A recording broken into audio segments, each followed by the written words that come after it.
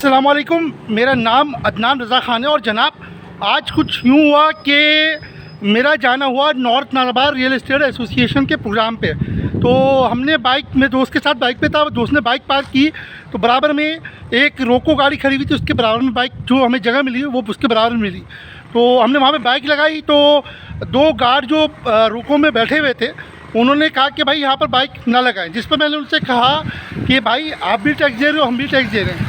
तो सवाल ये बनता है कि आपके नीचे रोको गाड़ी आ जाए या रिवो डाला आ जाए तो आप जो है हवाओं में उड़ने लगते हैं, इंसान को इंसान नहीं समझते। गार्ड जिस तरह से हाइपर हुआ, अल्लाह ना करे वो जो है कुछ भी कर सकता था।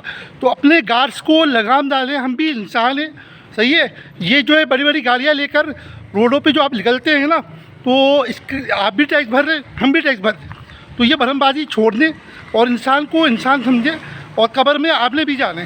तो जज़ाकल्लाह, अल्लाह हाफ़िज़।